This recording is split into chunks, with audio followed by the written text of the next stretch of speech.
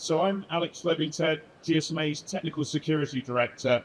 I get the pleasure of running the Mobile Threat Landscape session. So GSMA produces an annual report on the mobile threat landscape. At Barcelona each year we launch this, and later in the session you'll be able to have a look at some of the information for that. I think as Helmut said, 2024 is a year where cybersecurity has not got any easier. Although interestingly, as we start to explore some of the themes in the report as part of the panel, it's interesting also that a lot of those threats, or those new themes and variations on them, are actually very similar to last year. So without stealing any of the thunder of the great set of speakers I've got ahead of us, I'd like to hand over to David Rogers, the chair of the Fraud and Security Group, also the Cop Horse, who provides the backgrounds to the report and leads the work for all of the members. So David, if I can ask you to come and take the stage, please, and give us your State of the Nation for 2024. Thank you, David.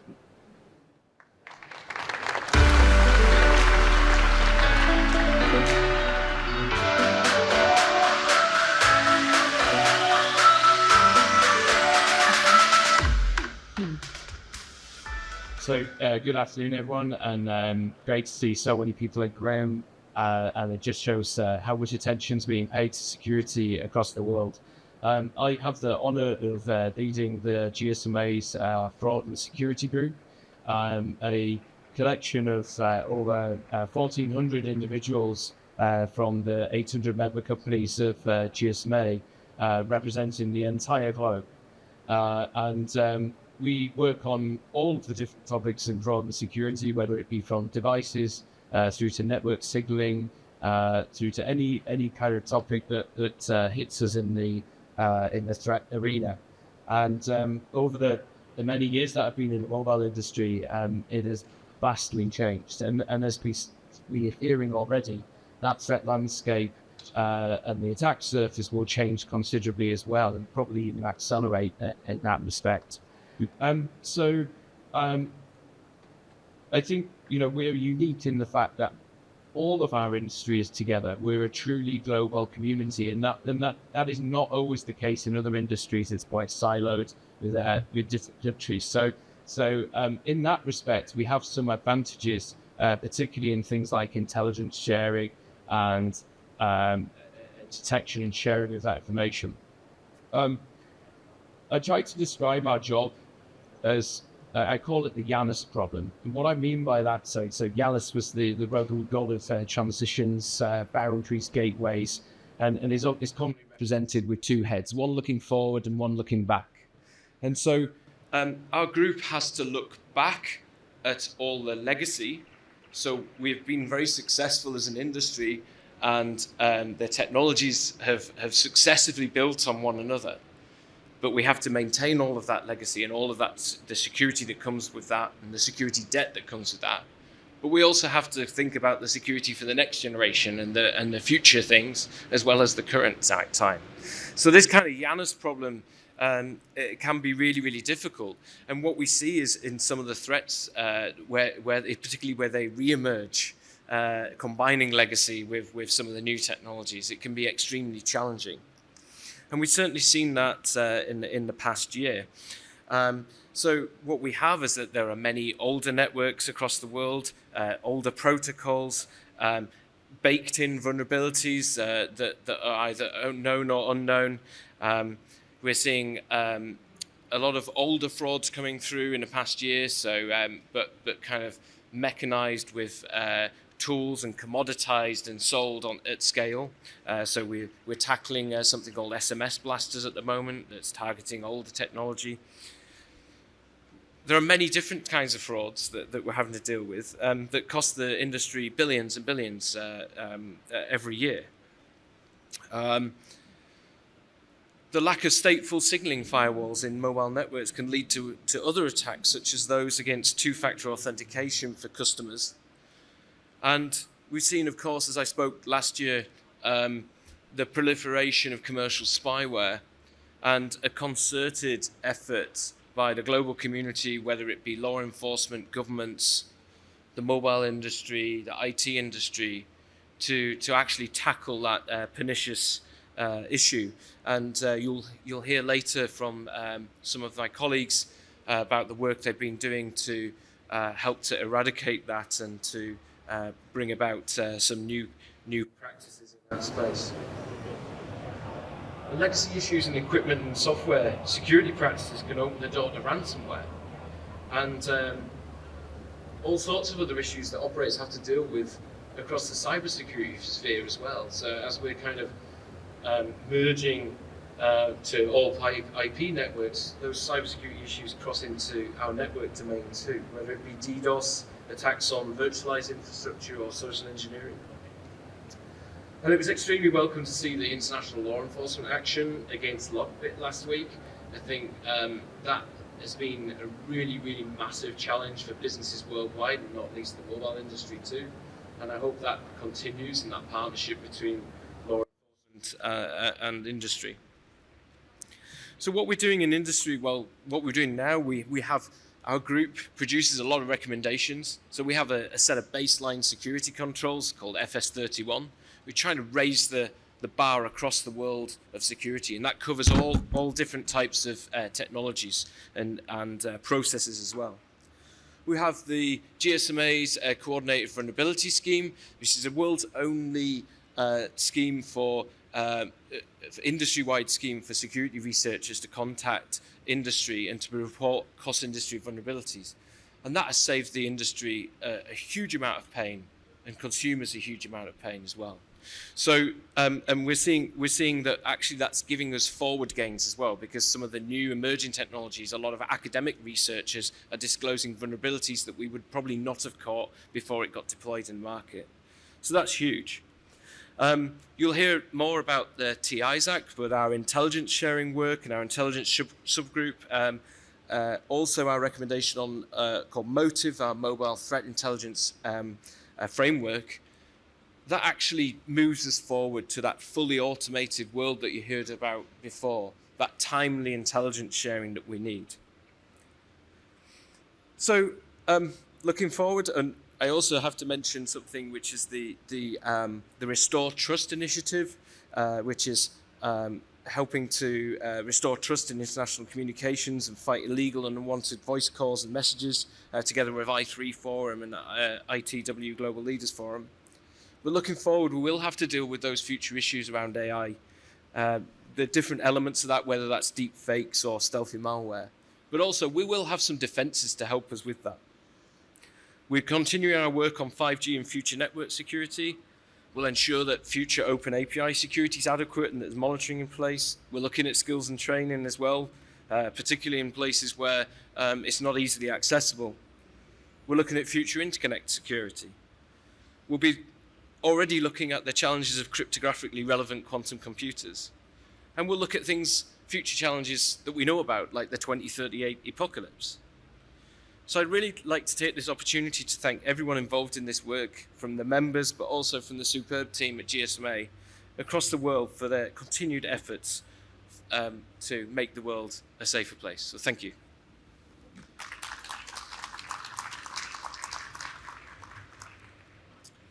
Okay, thank you, David. I'd now like to call up our second keynote for the Security Summit 2024, Derek Mankey, from our sponsor, Fortinet.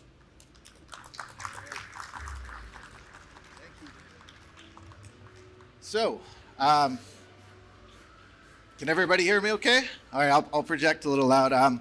So first of all, I wanted to open on a good note here, because when we talk about the mobile threat landscape, I've been following the threat landscape for 25 years, seen a lot of things. There's always something nasty, a latest outbreak, something happening that we have to be concerned about. And I wanted to start talking about how we address the mobile ecosystem itself, and give you a little bit of some stories and journey from my perspective, what I've seen over 20 years in this industry. A little bit about myself, as I said, I've been with Fortinet for 20 years, but I own our threat intelligence team, right? So FortiGuard Labs, this is all the intelligence and subscription services that we have going into our security fabric at Fortinet. But really, what I'm passionate about is taking that intelligence and what we work with partners in our own ecosystem, not just Fortinet, but how we can work collaboratively together to really tackle the problem of security, particularly in the carrier and the mobile ecosystem space. And seeing so many people in the room here, it's refreshing, right? Because there is interest, like David said, and there is commitment here as well too. This is how we do it. We have to work strength in numbers together, right down to the consumer level. To give you an idea, I sit on the board of the Cyber Threat Alliance. So these are different angles of strengthening ecosystems, right? In the Cyber Threat Alliance, we co-founded it in 2014. We have 37 members now working together just in the private sector, starting with security vendors, but now we have telecommunications, we have finance, all these different angles of shared threat intelligence, because we realize that us as security vendors, going back to the initial presentation, it's a fragmented marketplace. There's a lot of these players sitting in security stacks in the mobile ecosystem.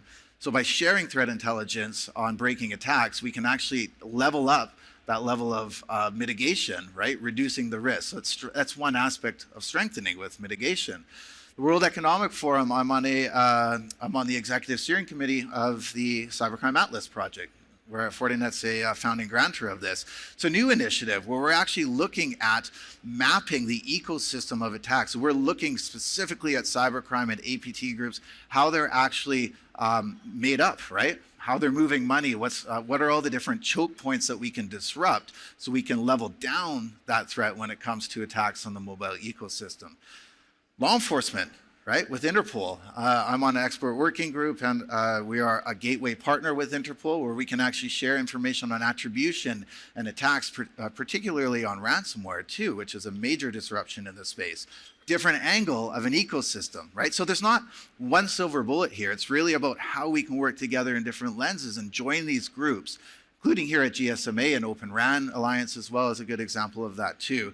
We're also working with frameworks. I'm on an advisory council with MITRE Ingenuity. So we're actually looking at new frameworks of how we describe threat intelligence, because we need to be able to transport that when we're looking at events that are impacting the mobile ecosystem.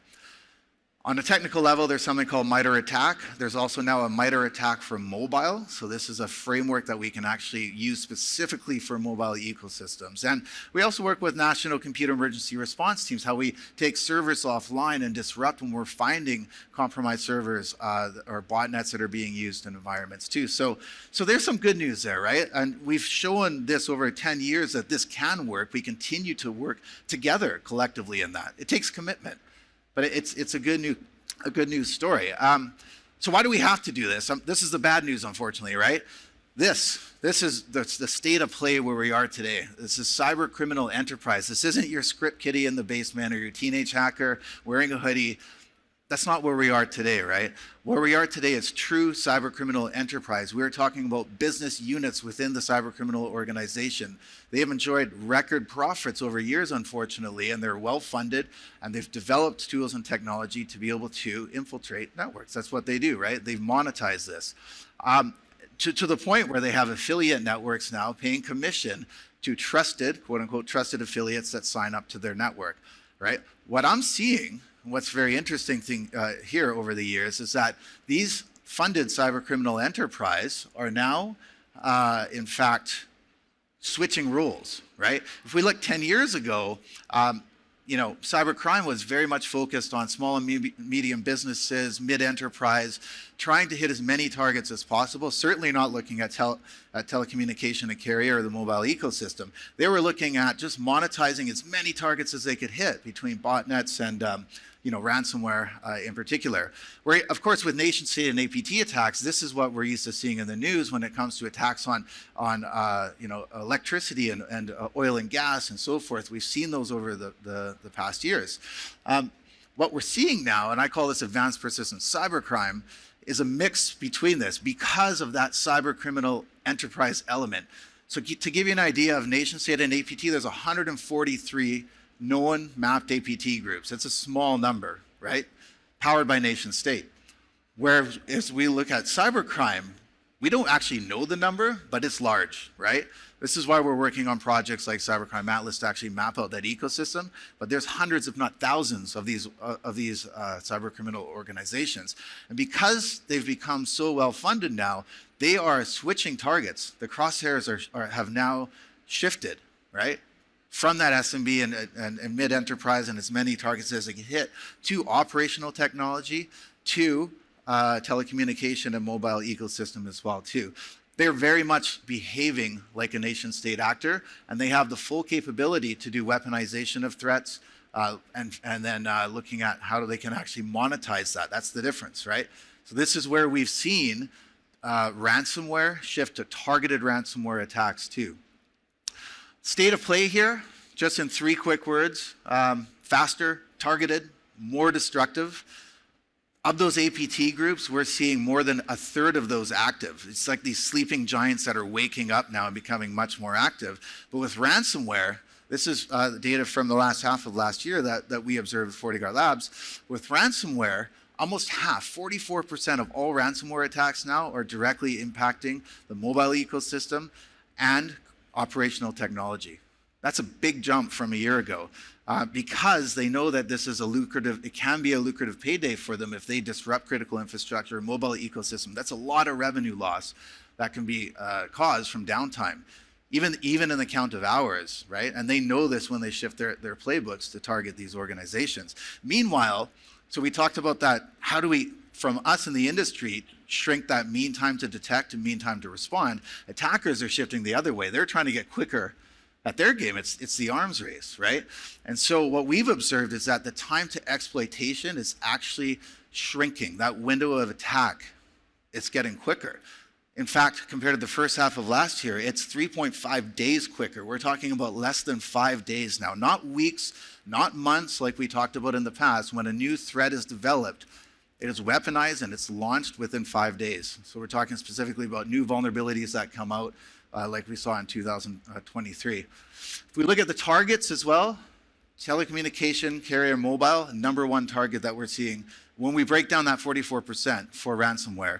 But more concerning, I would say, in what we see in yellow here is the wiper technology. These are new elements of the playbooks for cyber criminals that are actually destructive. So not just encrypting data on a system, but destroying the system itself, right? This has been developed. We're seeing a high concentration, particularly in EMEA as well too. It's not in the same level of volume with ransomware, but we're seeing this wiper technology now deployed also. So it's a new nasty threat that we have to deal with. And then meanwhile, we have this expanding attack surface, right? So if you see 5G private networks and where those are widely being deployed now, you can probably see this. You can see a correlation here, right? So some of the most deployed 5G private networks sit in, guess what, manufacturing. That's also, not coincidentally, the number one target that we see for ransomware attacks as well too. So it's this perfect storm that's coming together, right? When you have that growing attack surface, meanwhile this growing cyber criminal element that's targeting those networks. And that attack surface is going to continue to grow. We also now have LEOs, the low Earth orbital satellites, 5G direct to device, right? There's more players getting involved in this space in addition to that as well. So the attack surface continues to grow. There's more accessibility. Meanwhile, as I said, we have to deal with not just the nation state, but this growing cyber criminal element. So there's more players on the adversarial side that we have to deal with. This is from our data for looking back for last year. The numbers are big. They continue to grow, right? You've probably seen a lot of numbers walking around the floor here. They're big numbers. They're in the billions. They're in the trillions sometimes. My point with this is it's interesting when you break it down and look at the actual kill chain. So what we do is we're actually looking at where are these attackers investing their money, right? Because they have a business. It's an illegitimate business. But where are they investing their money and how are they where are they spending that time? Where are they spending their time, right? So if you look at the volume here, we're actually seeing that for the mobile ecosystem, most of the time is actually spent on exploit techniques and exploitation of systems, right? So initial access getting into those systems versus creating new malware, botnets that run in these systems, right? There's a really big focus, specifically here in EMEA as well too, to try to get initial access into these networks. So it's an interesting cause and effect that we're seeing. When you look at other spaces like enterprise, as an example, the numbers shift much more to malware and payload and things like this.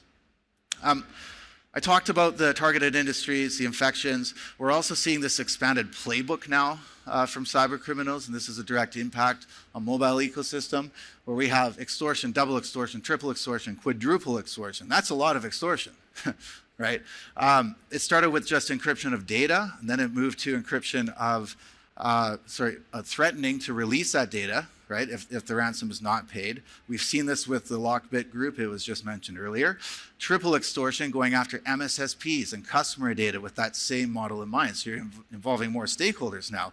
And now that quadruple extortion layer is really things like denial of service and really taking systems down. It's that wiper element that I was talking about earlier too. So in addition to that, when they're spending all this time, another effect we're seeing is this rise on the dark web of initial access brokers. And what these initial access brokers are, again, their modus operandi is just to focus on that element of the kill chain to get into a network and then sell access to that network. You've probably seen a warning from the FBI last year that put out about systems being hit with not just one, but two, but three different ransomware attacks in one day. It's because of this. We're following this on the dark web and seeing threat actors have bidding and negotiation processes for networks that they've compromised and then selling access to those networks. And the most, going back to that slide I showed earlier, the type of networks that they're advertising, again, are on those deployed networks, right? Manufacturing, mining, oil and gas. In this case, this was an oil and gas network that they're selling, and the price is quite low.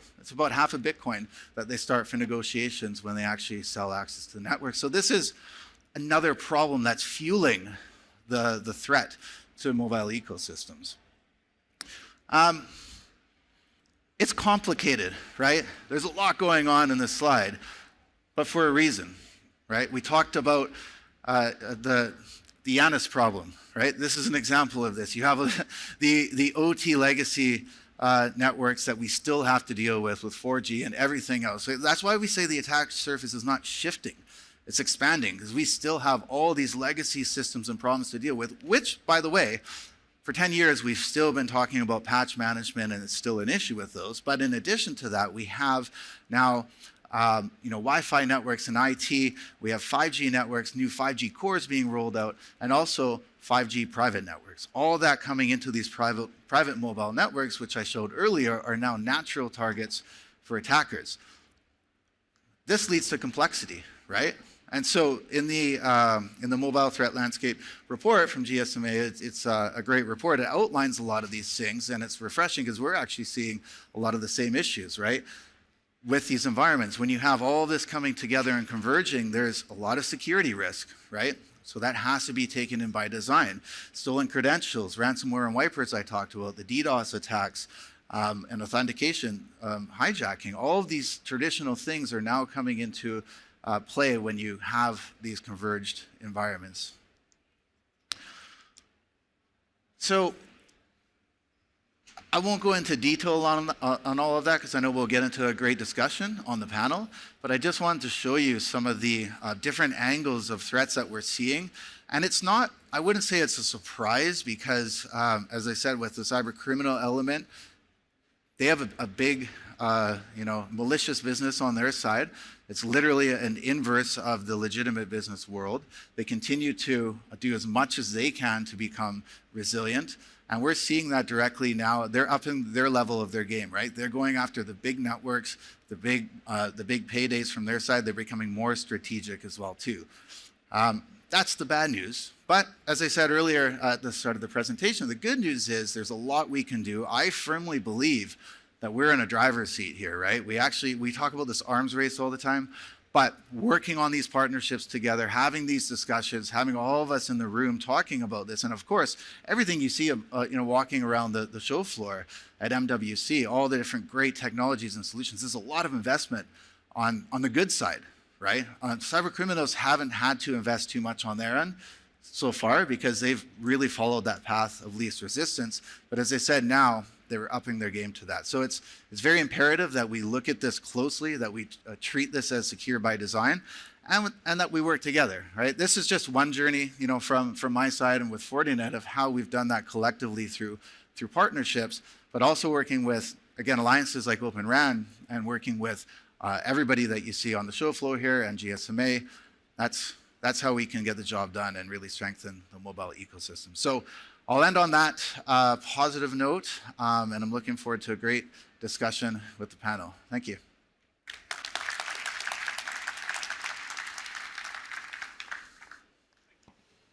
Excellent, thank you. So we have prepared some questions. I'm going to go slightly off-piste from some of the excellent comments that Derek made as well. But what I'd like to do is take a quick chance to introduce my other panelists. So if I can start with Andreas down the end, please. If you can introduce yourself and tell us a little bit about your opening thoughts of the threat landscape for 2024. Thank you, Alex. So Andreas Dennehed, I'm working at Telenor Group, the headquarters in Oslo, with security and fraud. I see that the future to come, or it's already here maybe, is the sophisticated attacks. They have increased in sophistication quite sufficiently the last couple of, I would say, years or at least months.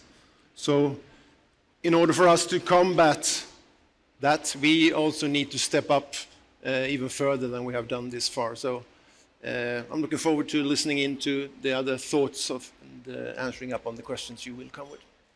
And Paul, as the second operator on the panel, if you can likewise introduce yourself and set the Vodafone view, perhaps for 2024. Yeah, thank you. Yeah, so Paul Hopkins, I look after the global cybersecurity strategy, architecture, and secure by design teams. Yeah, essentially, I think that the previous speakers outlined a future that we recognise. Yeah, we recognise a lot of those threats and have been facing into them over the past year. I can see them, just as the panelists mentioned, accelerating. Yeah, particularly the velocity at which those threats are coming towards us. Yeah, but I think there's opportunity in some of the ways we're trying to shape some of the security standards, some of the designs, yeah, and the collaboration that's happening across the industry. And I think that's really key to going forward as well. And Mikko, moving on from a vendor perspective, similarly, if you can introduce yourself and set out the stall for Ericsson. Absolutely. Great to meet you, Paul. Great to be with customers here. Mikko Karikytö. I joined Ericsson 15 years ago, almost 15 years ago. I joined in PSERT, Ericsson Product Security Incident Response Team. So I did incident response and visited some of our customers after they had bad times and did many other things also. Nowadays, I would say that I've spent last 4 or 5 years discussing with customers, with partners of different kinds, but also government stakeholders, explaining and discussing about what does it mean to have 5G, how secure it is, and what does it actually mean to make it secure when you deploy it. So it's great to be in the panel. I'm really looking forward. It's going to be fun. Also know that Alex is pretty good in making questions, so looking forward. Excellent. And Jeremy, if you can complete with the Huawei view, introduce yourself and Thank you. Initial thoughts. Thank you. My name's Jeremy Thompson. I've been with Huawei now for 10 years. Actually, I've spent 2/3 of my career working for an operator. And so the last third or so has been working with Huawei. So I see it on both sides of the fence. I think, just in reflection for this event, I've been defending against cyber attacks now for 25 years. This is my 25th year. I remember the first one.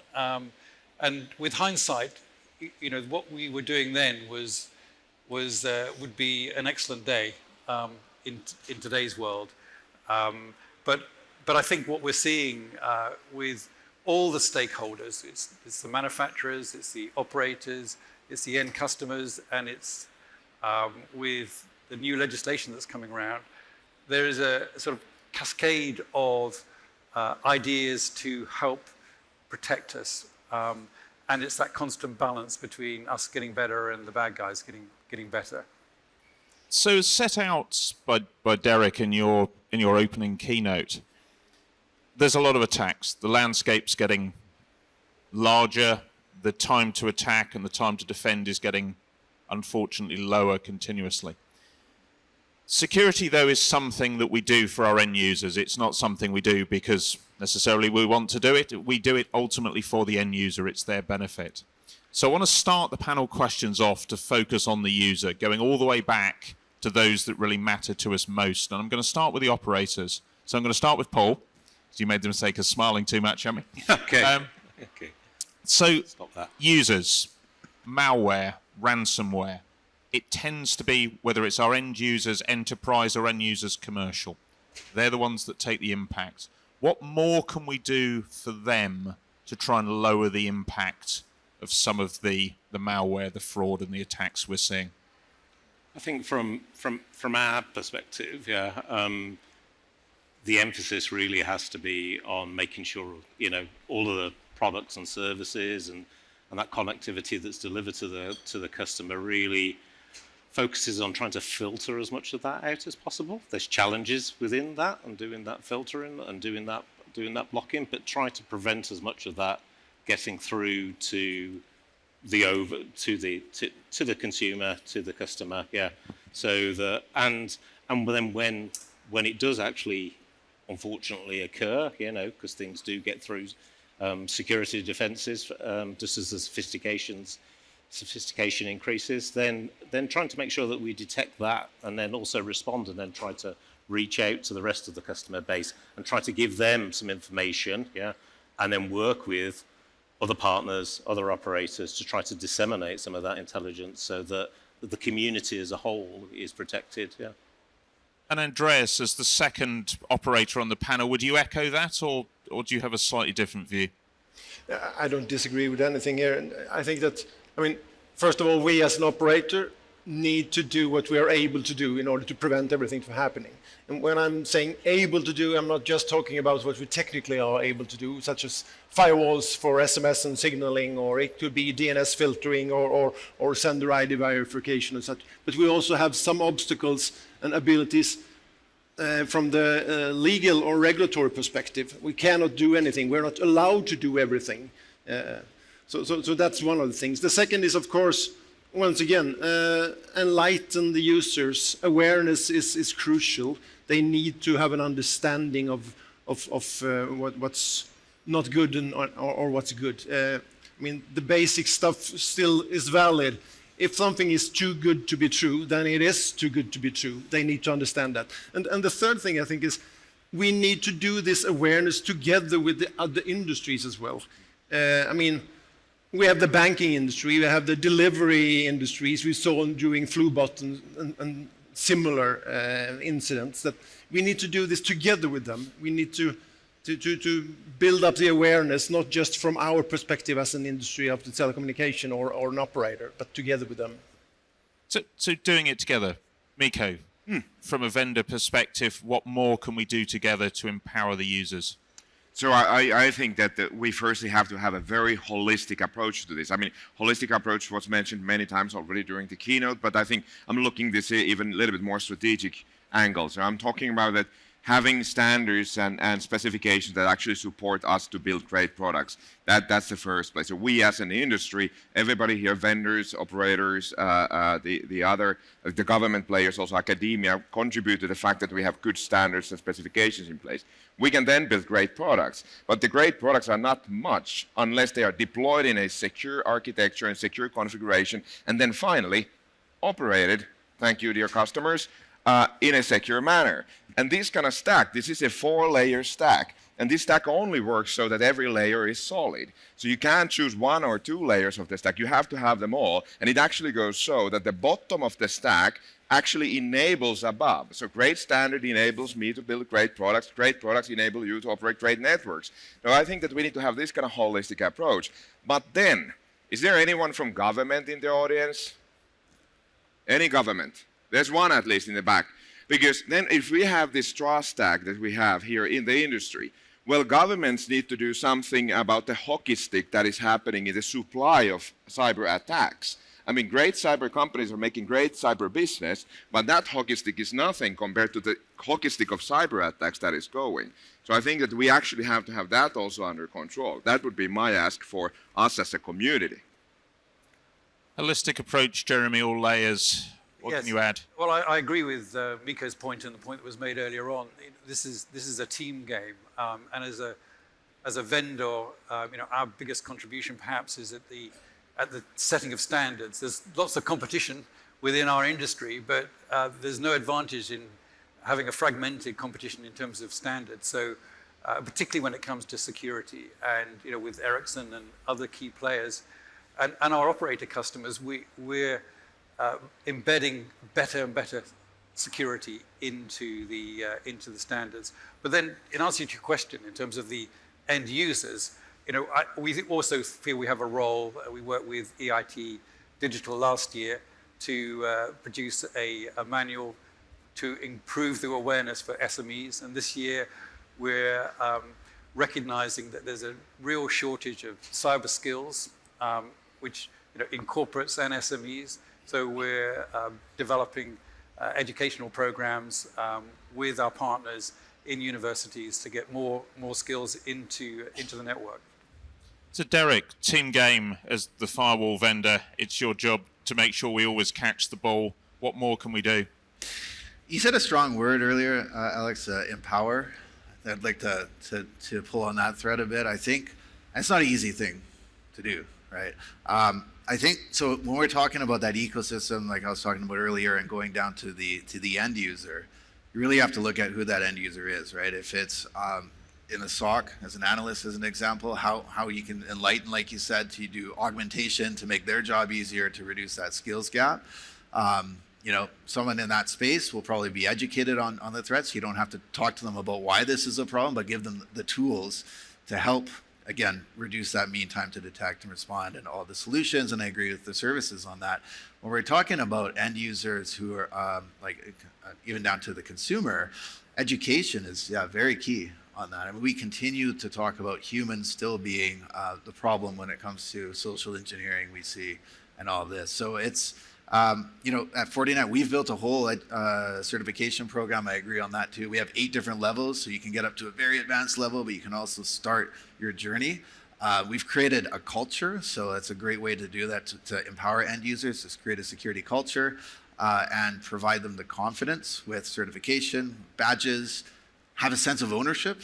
I think that's important. And I'll just end quickly on that to say that to empower, it has to come from the top down. That's another conversation, but I'm talking about from organizations, from the board down to the C-suite, to support these programs when it comes to education too.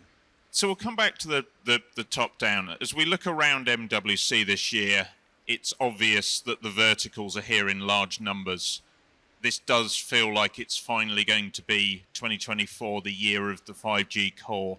We're actually going to see the core technology rolling out and empowering services. So I want to move on to the theme of, from the panel's perspectives, 5G core, especially in the enterprise space, is going to be the power of all of the things we see around us out there. What are the panel's recommendations, especially looking at this from a private 5G and a vertical enablement, to make sure that we give them the right security in the networks, to give them the key planks to build from? And I'm going to start with Mikko on this one, as the provider of those key planks. Absolutely, but I think that if we assume then that one who is deploying that kind of capability, or a core network or next generation 5G network, the latest of the tech, let's assume that they get that technology from a trustworthy, secure vendor, so that they have just a good base for building the network there. So then you come to the operation, and I have great respect to the challenge and complexity of the operation that these kind of networks require. These are not trivial to keep secure and standing up and serving the different use cases that they need to be. So for that, we need automation, orchestration. We come to AI also. I mean, we need all the capabilities assisting the operator to actually be able to provide.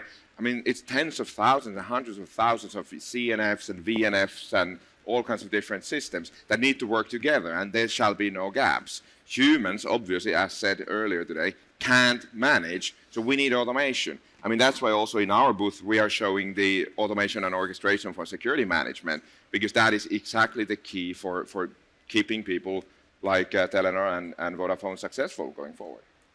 CNFs, VNFs, automation, the operators are key in providing all of that to the enterprises in a way that essentially it becomes a seamless service.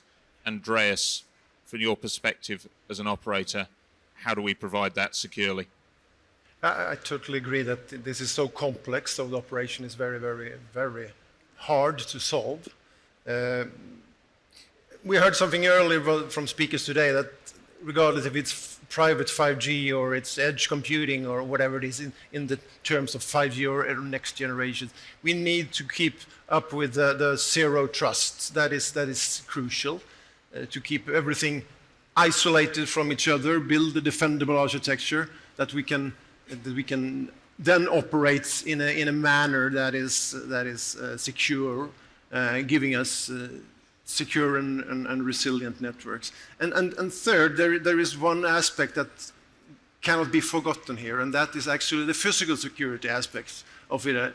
Because now we're going to put crucial functions of a mobile network in new premises, where we earlier had them down in mountains or very secure data centers. Now they can be in environments that we are not controlling ourselves anymore. So I think that is also crucial to look holistically upon all this. But once again, network orchestration, some secure way of doing that is also extremely due to the complexity. And looping back to Derek, I mean, earlier it was talked about the 30 plus systems that most operators have got. We now move into the enterprises who similarly will have large numbers of systems as well. We are one of those building blocks. How can we use private 5G and the 5G core from your perspective to tie those together and provide that single, seamless, secure solution? So I would absolutely agree with the orchestration elements of this. I mean, there's a lot between SOAR and SIM technology, all of this, that's, I would say, a foundation of this, right? To be able to stitch that together. That's just this, like, it is fragmented. There are ways to have interoperability. So that's, I would say, would be ground zero. But, you know, on top of that, yes, secure by design, all these different components, everything that we talk about even in 5G core still applies here. But then you have the additional risk, as was said, with new locations, things that are not under your control. So I think you have to put that ownership and control into where those 5G private networks are being rolled out.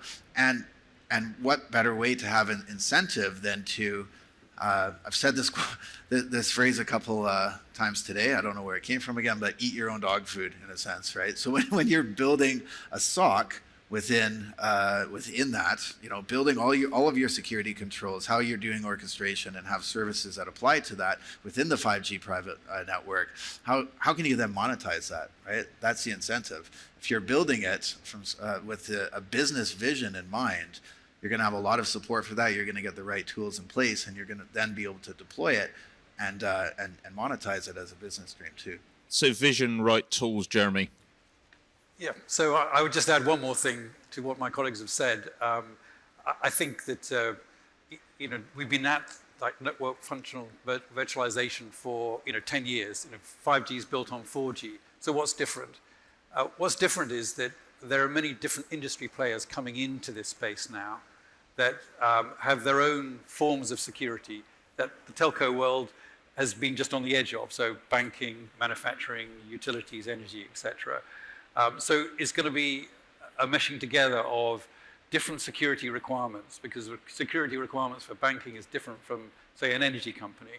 And the operators, the telcos, manufacturers need to be very sensitive to that. So Paul, differing requirements, but overall the same security threat landscape. How can we make that seamless with 5G core and provide that security? I think a lot of what my colleagues have said, covers a lot of the ground. I guess the one thing that resonated really from something that Mikko said, and also David in his presentation, was really just some of the elements that we focus on and worry about, and think other organisations should pay attention to is really around that management plane and that control plane, and really protecting that. When you look at a lot of the red teaming, penetration tests, academic journals that look and examine the 5G and the security of it, there's a lot of good best practice in there. There's a lot of features we can enable. But a lot of the time, it's about that initial access that they get into those systems, and that usually tends to be the most fundamental place where you need to start to do the security. So, good you've said security is the last word, because I now want to loop into a topic that's very much at the heart of the Fraud and Security Group. GSMA a number of years ago went purposely to the trouble of bringing together fraud and security. And as we've seen from Derek's slides especially, fraud is actually now starting to hit mobile networks in ways that we tended to transport fraud historically from where it arrived from to our end users, but rarely did it actually hit the mobile networks themselves. That is changing. So as with FASG, there is a need, and as Morgan would note from Vodafone, so I'm going to start with Vodafone, our Vice Chair of the Fraud and Security Group, very much we need to tie fraud and security together again as a seamless experience. How do we get better at that, given that historically they've tended to be isolated functions specializing in one or the other? Me? Yeah. Yes. So, I think there's a lot of lessons to be learned from some of the other sectors, so the other vertical industries where particularly in the finance, particularly in the insurance, they've shared historically a lot more information, and also they brought a lot of those, because of the customer impact, they brought both the cyber security and the fraud elements together. I think we've still got to recognise that there are very two distinct disciplines on their own, but that sharing of the intelligence, that trying to share some of the tools and techniques and trying to pull some of that information together, can really make it more effective, in my opinion. Tools and techniques, Miko, bringing together fraud and security. How do we do it? Tools and techniques? Well, I don't know. From Ericsson point of view, we have always, I remember it from the beginning of my career, that we have always held kind of other security incidents to, say, CI&A of security together with the fraud. I mean, I distinctively remember that some of the most complex and kind of interesting breach investigations we had, they were usually on fraud, because that's what happens. Where you have money, then you have thief. And in telco, nothing is more important than A in the CI&A, but then the money is the other part. So those are the two things. I wouldn't say that I would have a tool to recommend there, but keep them as close as we would keep them in decision making. Derek, tying fraud and security together, your thoughts? To me, this is all about, a major component is the threat intelligence sharing again. Let's just say intelligence sharing, not necessarily on the threat, but if you have simply operators and service providers, correlation of data can be very powerful, right, to reduce fraud. For an example, if in the financial industry, if a bank account is being locked out due to potential fraud on the card, in a location that the user is not usually in, but they are in this region, you have telemetry on that, then you can start to lower the level of risk, right, when it comes to blocking these accounts, as an example. So it's powerful. It's a different framework than just from the cybersecurity vendor side, but with fraud, it can be applied. So, Jeremy, frameworks, fraud, security, tying it together, your perspectives? I don't have too much to add to what's already been said, but I just wanted to make one comment because I see the time is ticking down. I think the work that GSMA have done in terms of certification, and so not really answering your question, but making another point, if that's okay, is one of the backbones of the security that we have here. I just wanted to express our thanks to the work you've done in that space. That's great, and David will, I'm sure, kindly pass that back to the members as well. So Andreas, looping back finally to an operator. Again, I wanted to start and finish with an operator for this one. Your perspectives on bringing that fraud and security tie together more strongly. I think we in Telenor is actually a little bit in the front seat here, because 2015 we told all our operating companies that from now on you should organize fraud team, security team, and the physical security team under the umbrella of a chief security officer, not under any chief information security officer, but the chief security officer, because we want to reuse resources, competence, tools, processes to the largest extent possible. So it's a little bit of a mindset here as well, to do it that way. That's how we look at it, at least.